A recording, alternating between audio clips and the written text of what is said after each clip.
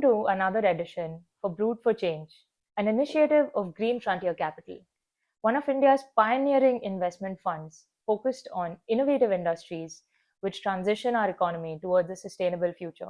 I'm Karishma Gajaria, your host for today and an associate at Green Frontier Capital's investment team. I have with us today Mr. Vishal Mahajan, a director at Brand Capital, the strategic investment program of the Times of India Group. Vishal, I'd love to talk to you about Brand Capital's unique investment approach, the startup ecosystem, and our transition towards a sustainable economy. But before we get into that, I'd love to deep dive on your journey. Sure. You've had an illustrious career in investment banking and a recent transition to venture at Brand Capital. I'd love to know some of the pivotal moments that have shaped your career and how we come here. Sure. Thanks, Karishma, for inviting me for this podcast. And, thanks to Sandeep Bhamar. I think he's a man with high energy, and you guys have done a fantastic job at Green Frontier Capital. So when he said, look, let's do this podcast, I said it's exciting times for all of us here, and we hope to do a lot more together. Definitely. Thank you so much. So yeah, I think as you rightly said, my journey, I've now been 25 years in the industry, primarily obviously doing deal making, and I have spent most of my time with the ENY investment banking. I started there in '99, and before the dot-com days, and then I spent a lot of time, a bit of time in New York with Marsh and McLennan, which is a Fortune 500 company. And then I moved on to Yes Bank in the early days, spent a lot of time there. And then, 3 years back, I came on board in Brand Capital. I think it's been a very interesting journey, needless to say. And you can see with the two main companies that I work with, basically ENY and Yes Bank. I think today, we can say safely that both have come from those days, early days, to where they are today. There have been hiccups on the way of many kinds, but I think both organizations have been very, very entrepreneurial. And needless to say, they almost were startups in that sense. When I joined ENY, we were like a small team, early days. They were the last big four entrant in the country, so we always used to rue the fact that the other guys are ahead of us. And I think today, clearly, thanks to Mr. Rajiv Memani's leadership, I think today clearly they are kind of the leader among the big fours, especially in investment banking, as I'm sure you're aware.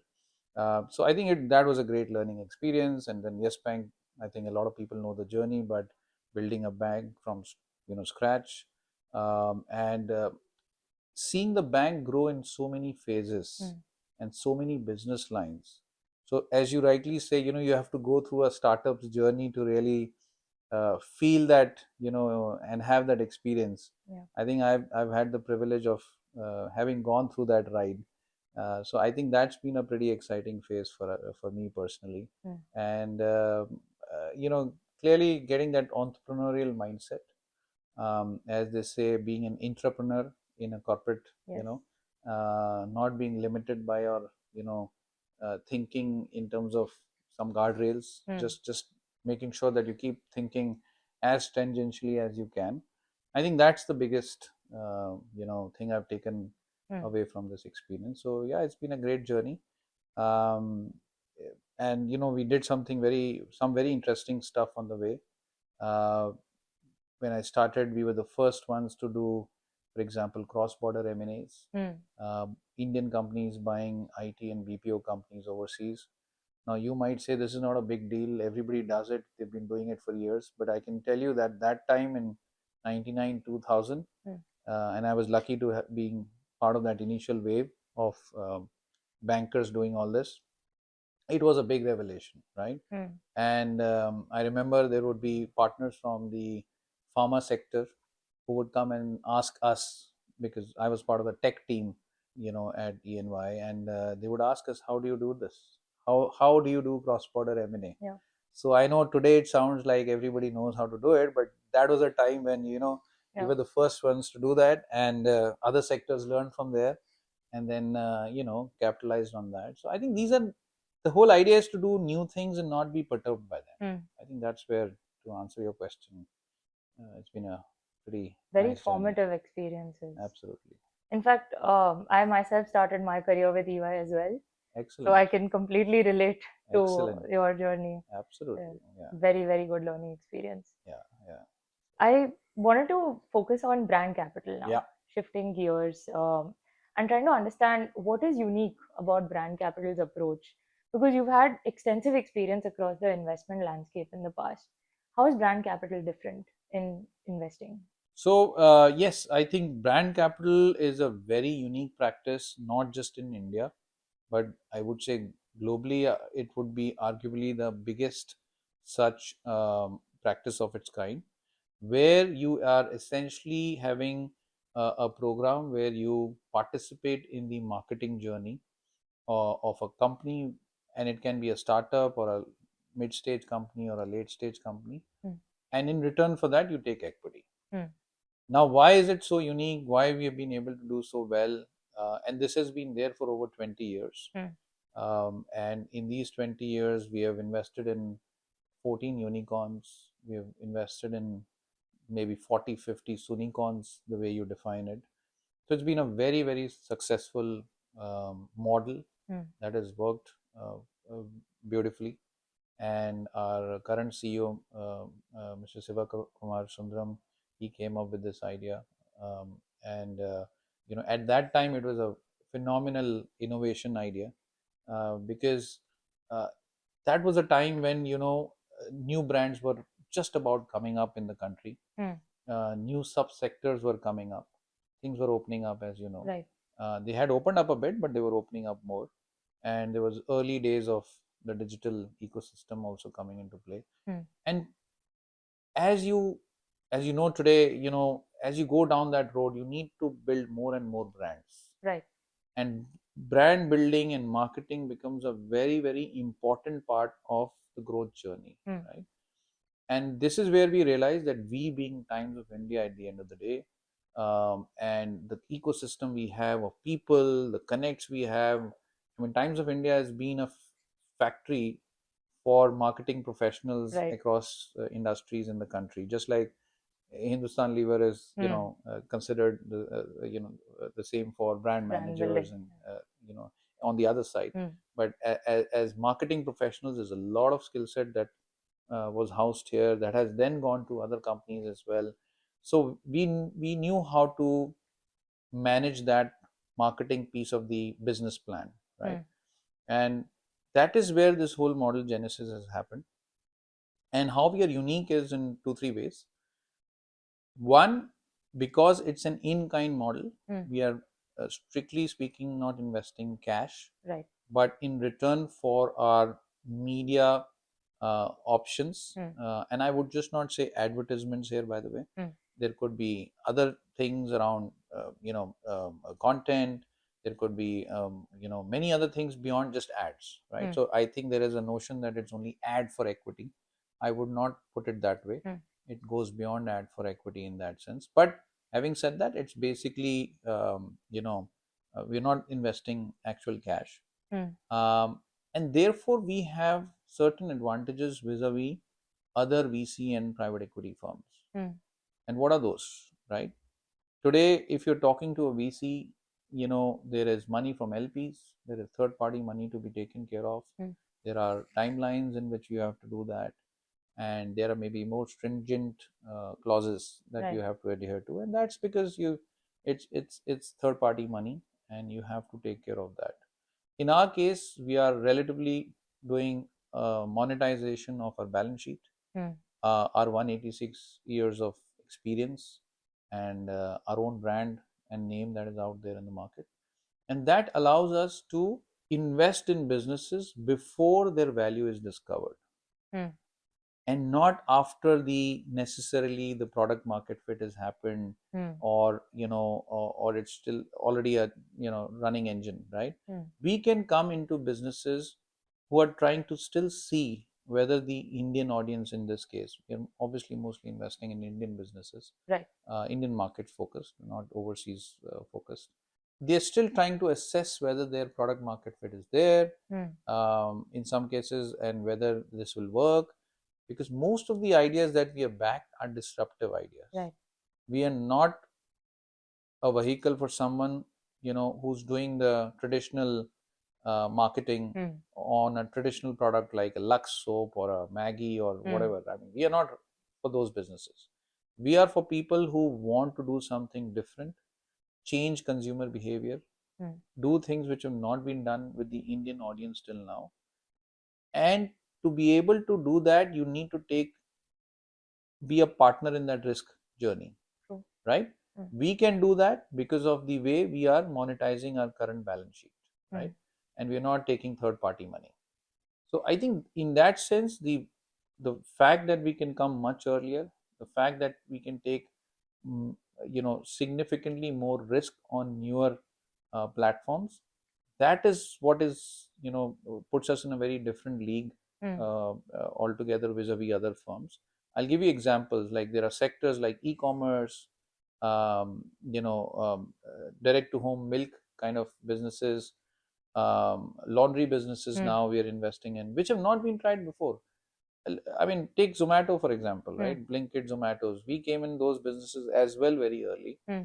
And I'm not saying that obviously our business cannot provide the cash that the business needs. So we work with obviously other investors as well. But on the marketing side of the journey, I mean, going back 15 years, you would wonder why should you, punch some buttons and order for food. I'll just call the restaurant manager. I know him. I mean, I've gone there many times, dining in the restaurant, and I'll just call him and I'll say, look, send me something with less spice and more this and all that. And imagine a world today where you become 180 degrees the opposite, right? You would rather not call, even if there's a restaurant manager you can call. You can't even call nowadays, and they don't have delivery people. But even if you could call, you would rather punch the buttons on your phone, right? True. Because that's the way life works today. Everything's on WhatsApp and on punching buttons. But that consumer behavior has changed. E-commerce, buying vegetables online. I know this all sounds very simple now in a quick commerce world, but going back 15 years and 10 years when we invested in Flipkart, the big baskets, these were not daily routine businesses, right? And our marketing support helped these companies um, i- you know push that message across to people and made them change their habit. So that's where we are playing a role, which is in a way slightly different from other VCs potentially, especially in B2C consumer businesses. Right. I would not say so much on the B2B and maybe deep tech and stuff, but we are very, very relevant for B2C businesses trying to do something new, disrupting consumer behavior in the country. That's very interesting because, in a way, you're shaping the narrative with the founder themselves because you're entering at such an early stage. Have you come across any common misconceptions that founders who are relatively earlier stage might have about strategic support on the marketing side of things or on brand building that you've seen across so many that now your presence is very helpful in busting those myths? So when we invest in businesses, and by the way, today's world we are investing in slightly late stage businesses as well. So we can invest. That's the other advantage we have, is we can invest across the life cycle. We have as patient as it can get capital. We are not forcing you to get exits in 4 or 5 years if it can't be done. So just to clarify, we come across life cycles, which is again a strength for us, which, as you know, most of the VCs can't do, because when True. they take money, LPs, they have to tell them that what stage I am coming in. That's the way of doing business. But because we have this flexibility, being a venture arm of a media conglomerate, Right. I think that's the advantage and benefit we have. But coming to your point, I think some of the confusion is around how much support they can get from us on the marketing side.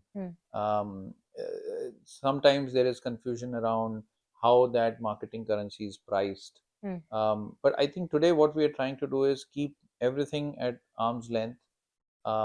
We have clearly a perspective that at the end of the day, we are giving you this marketing currency at market rates, whatever is the best negotiated rates that you have. And the bigger benefit is that because we are willing to share in the risk journey with you. Mm.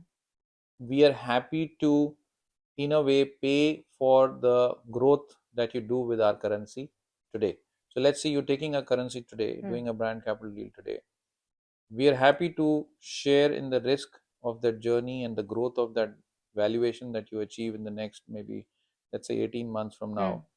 And we are happy to get diluted based on forward valuations. Right. I think that is very exciting for founders, because at the end of the day, from what I can gather in my experience over the years, is that dilution is the biggest pain point for Yes. founders. And no point building a great company if you only have 5%, Mm. keeping all things alike, right? Yeah. I think you would rather do that by having 60% or 40% in the Mm. company rather than have 5%. So I think we also address this need very well. And mind you, please understand that there's one misconception that I think is pretty common, is that we are a media product. Mm. But we are not. If you really look at it, we are a financial leverage product. We are helping the founders and the promoters and the key stakeholders to leverage our model to go from A to Z, not in 5 years, but maybe in 3 years, Mm. by spending less cash, because that's the way our model works, as you know. For every $1 that the company will invest in marketing, we will give them $2 worth of our Mm. equity. So it is a financial leverage product, Mm. which is helping you to economize on your you know cash flows better, use the right capital structure to fund marketing, at least the marketing part of the journey. Mm. Because for building a factory, you still need cash. Yes. There's no model in the world which will give you in kind way of building a factory, right? True. I mean that goes without saying. But there is this option available for you to do this in kind model Mm. on the marketing journey. And mind you, we've done this over 20 years. We've perfected this art. We've got in-house lawyers, we have marketing teams, brand strategy teams. We have people like us who come from the deal making world, which is not a very common skill set in media companies, Mm. as you know. So it's taken us effort in building this DNA of connecting the dot between a finance product and a media product, right? Right. And therefore, I think there is this misconception should not be there, that it's just a media product. Mm. Media is just a conduit for us to get onto the cap table. Mm. But what we are doing is, just like any other investor will help you go from the initial journey to your target faster, saving cash on the way, and getting diluted lesser. Mm. I mean, what more can a founder normally ask for, right? True. Yeah. Dream team. Yeah. I also wanted to understand a little bit about what success metrics look like for you beyond financial returns. What is it that you're tracking with these portfolio companies? You mentioned For our unicorn, investments, right? For your okay. investment. So look, few things. One, obviously, apart from the financial metrics, Mm. where we stand on the equity value, because see, once you have done the deal and we've come onto the cap table, yes, we, from a financial perspective, we are judged the same way. Right. So there's no change there. But beyond that, what we are trying to also see is, have we helped develop this subsector Mm. or this stream of business? Because most of the streams we are working in are absolutely cutting edge, super new for India. Again, on the consumer side. So Mm. I'm not talking deep tech here and stuff. Right. But on the consumer side, somebody is trying to build the largest laundry business in the country. On that, somebody is trying to build the largest B2C MSME legal AI business in the Mm. country. These things have not been done before, right? So you can't say, oh, there are 5 other people who've done this. Mm. Mostly these businesses are like, oh, I'm doing this for the first time in the country, or maybe there's one more other guy, and people don't know how we work, Right. right? There's someone who's trying to do, as you know, decarbonization of buildings, and again, these are new service offerings, right? So we judge ourselves on whether we've been able to build that space. Like, we've been able to build the space on e-commerce very well. We've been able to build it on the dairy side pretty well, with Country Delight kind of names, ID Fresh kind of names, as you know. Because all these disruptive new sectors need lot of education and trust. They just don't need ads. True. They need to educate that this concept works. And of course, when you're a new brand and you're trying to do something new, which means you're a new company, nobody knows your brand. So I'll give you another example like Welltech. We're trying to work very closely with new brands that have come up in this sector. And why is that? Because as you know, businesses are shifting from the 100-year-old brands that have been there, the large banks and wealth management global firms, to local firms now. Yeah. But nobody knows those companies beyond a level, right? I mean, uh, so how do you build up those brands? How do you build up those brands, right? So we judge ourselves on that.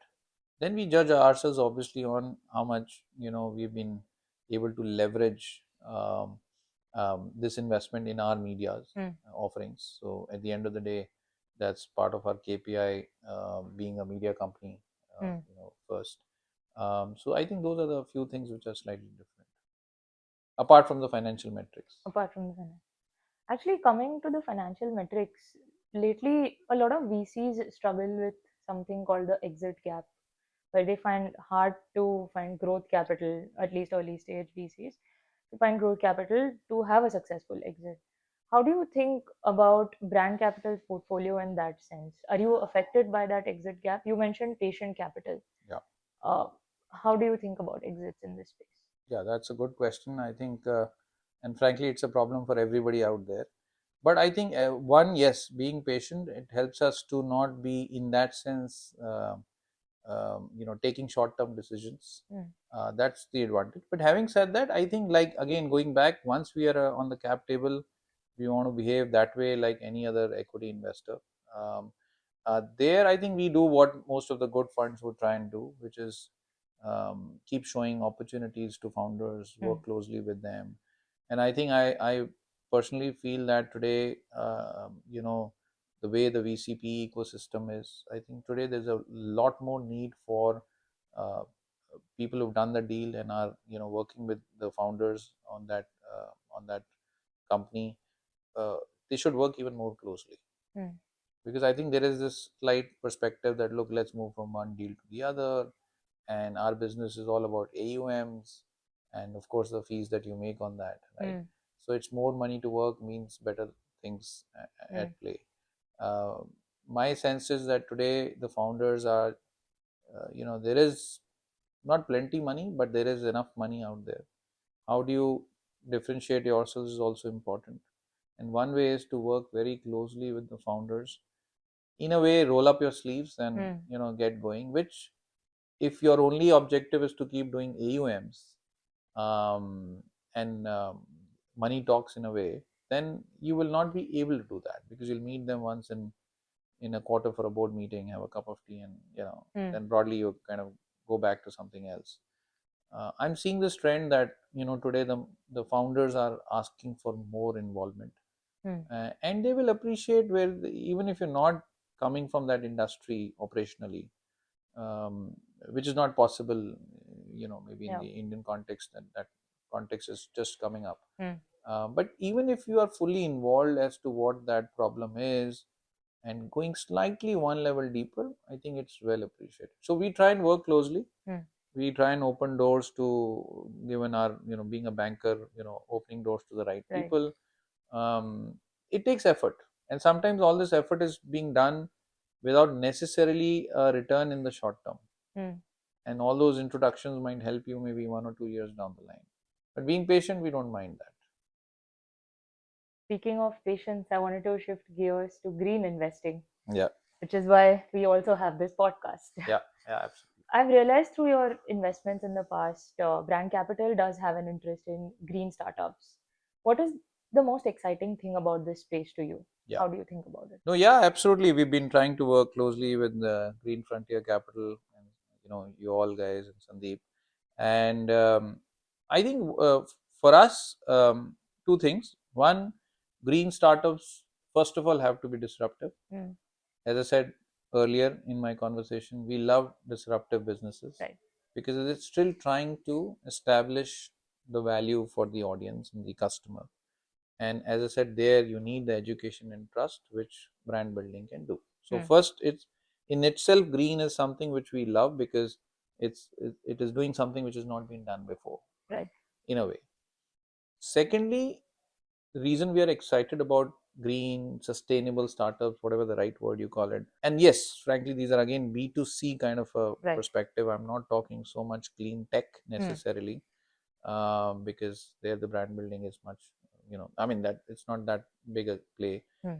But for us, sustainability again is very exciting because our audience, the Times of India audience, which is, as we're the largest English newspaper in the world, Hmm. and our English audience and well-educated audience, who's wanting to make a difference today Hmm. to the world, is happy, most importantly, to pay for sustainability.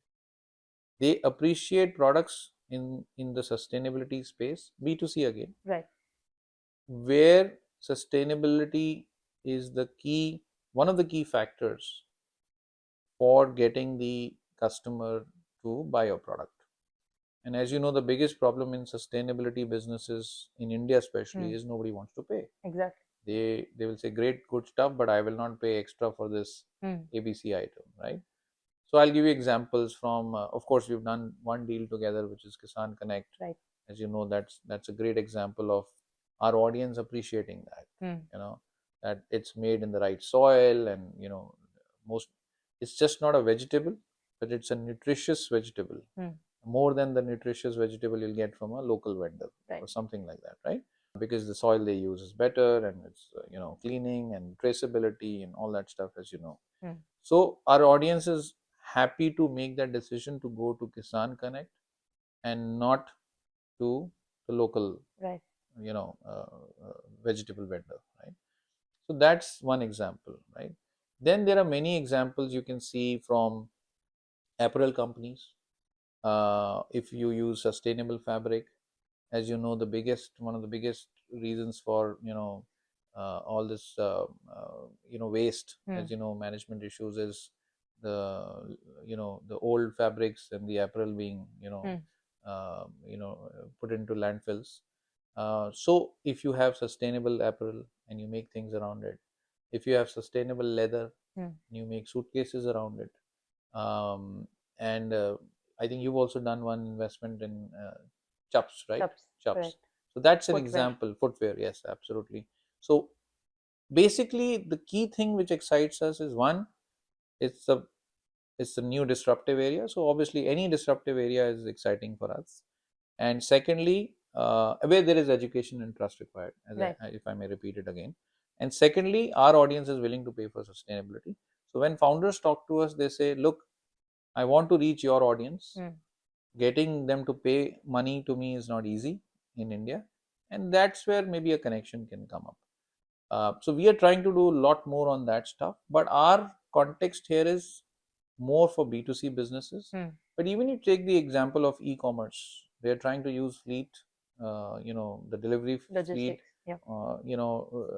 as long as they have zero carbon emissions and Hmm. all that. So everything's moving there, and they can cite that as a way to say, look, we are a great company, right? And if we can be the marketing medium for them to portray that message, Hmm. then why not, right? So I think that is the most exciting thing for us on the climate sustainability. I would call it more sustainability, Hmm. specifically speaking. Right. Yeah, That's very interesting. I especially love the point about how your customers or your clientele is willing to pay for sustainability. I wanted to deep dive on that aspect a little bit. Why do you mean that they're willing to pay a premium, a green premium of sorts, or is the added benefit of the offering why they want to pay a premium, not just the fact that it's green? What is it with the psyche of your clientele that they're willing to pay this premium? sure. Well, I think that's an important question. Um, so two things. One, what is our audience Hmm. overall? And there have been some numbers that have been analyzed, and what we find out is that our audience is, the 1 or 2% audience that decides pretty much 95, 8, 9, 100% of what happens in the country, Hmm. right? So it's the most educated, well-read, uh, maybe globally traveled, all Hmm. those kind of aspects. So you are talking to the decision makers, generally speaking. Right. You're talking to the evolved audience. So needless to say, that's one way to look at it. But it necessarily still doesn't mean that they're willing to pay a green premium. Hmm.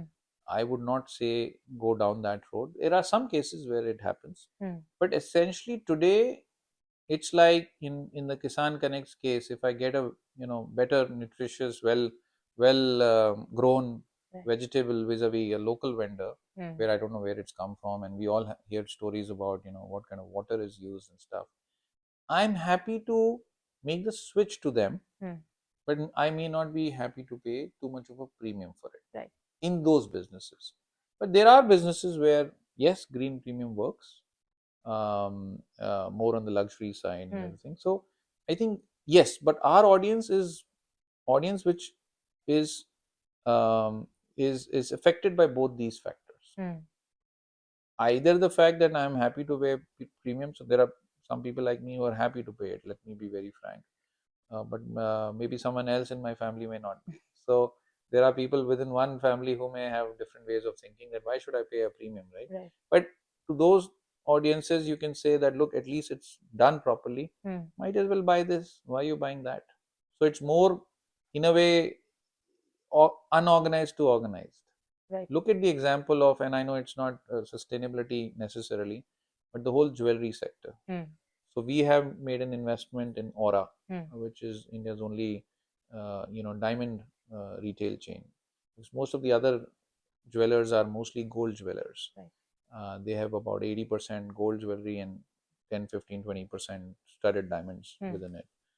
Aura is the opposite, which is 90% diamonds and a bit of gold here and Hmm. there, right? Now, in that context, if you see what has happened to the whole jewelry sector has done so well, is simply not that the demand has grown like many fold. Demand was always there. We've been buying, jewelry for ages, Indians. But I think the move from unorganized, local, Hmm.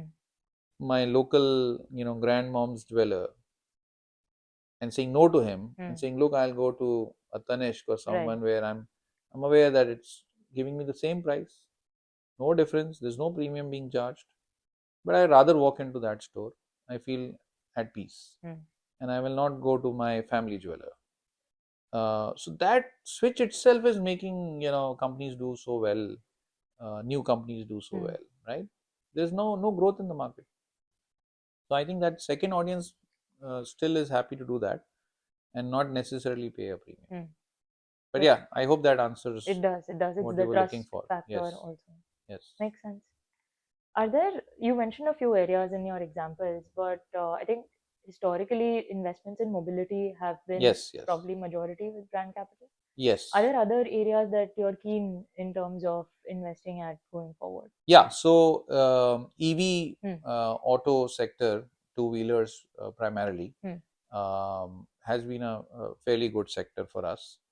Again, because you had to educate the market again, I will say that, Right. and trust in a new Hmm. brand. So goes without saying. So we've done quite a few transactions in that space.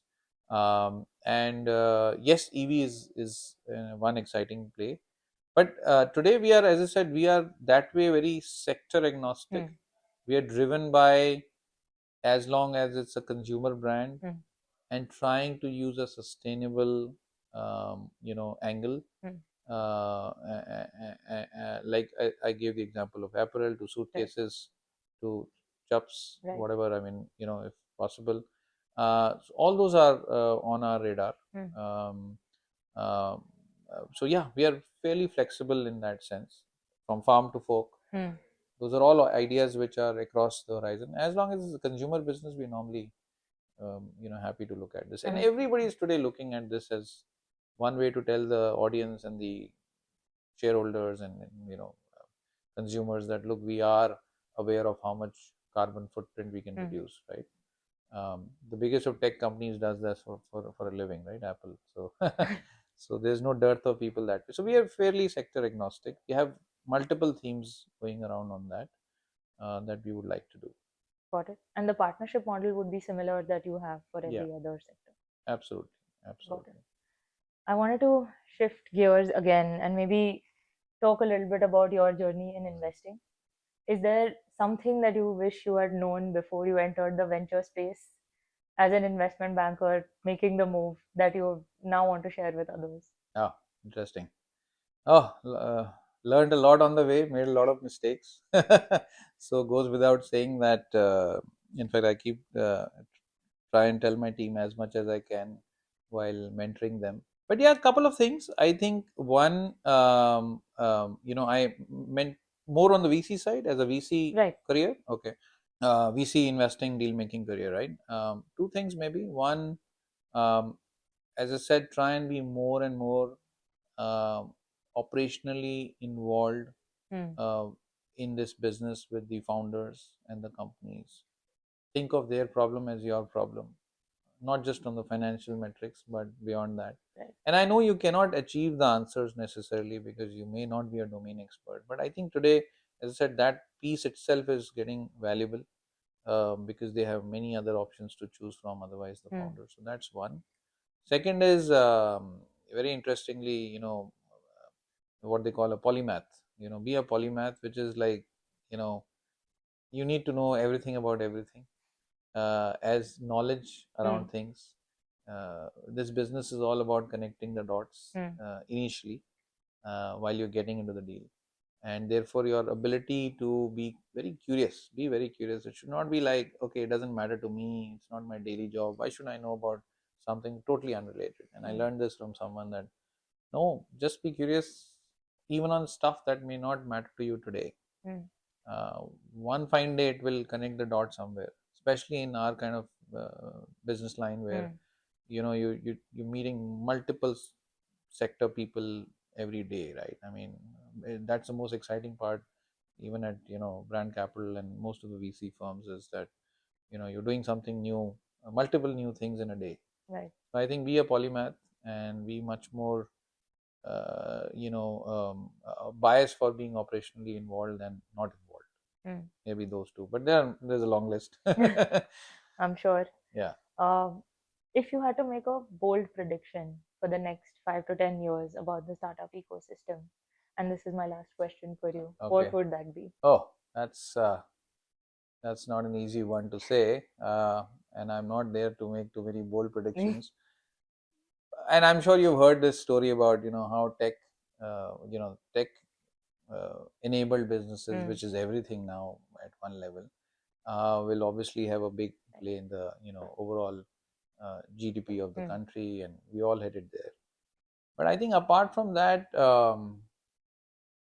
I would put it this way that I mean, the way I'm seeing entrepreneurship in the country emerging as a viable option to build your career. Mm. My sense is that going forward, every second guy you will be talking to is not working for a consulting or a VC firm or all that stuff, as we Yes. know, Yes. getting a typical BCG job. Very, very familiar. But yes, but I think what happens in the USA and other places, I think that might happen. So I know it's not a bold prediction, but I'm just saying that it'll Mm. be a very different way of when you meet people around and you say, look what you do, and well read and well educated Mm. people. I think that'll be a big change to see in the years to come. That look, I'm also a founder, right? Half the people you might meet are founders, which is good in a way, Mm. and it unshackles you from the typical building a career journey. So I think Mm. maybe that might happen. I know it's maybe not bold, but whatever it is. Totally inspiring. Yeah, yeah. So let's see whether that happens though. Yeah. Or we Fingers crossed. go back to the safe old way. Let's see. Let's see. Always an option. Yeah, yeah. But thank you so much, Vishal. It Thank was you. a very, very insightful conversation that I took away a lot from personally as well. Thank you for taking out the time. Thank you so much It was an for absolute inviting. pleasure to have you. And again, thanks to Sandeep and all of you for putting this together. And it's been a privilege. Thank you. Thank you.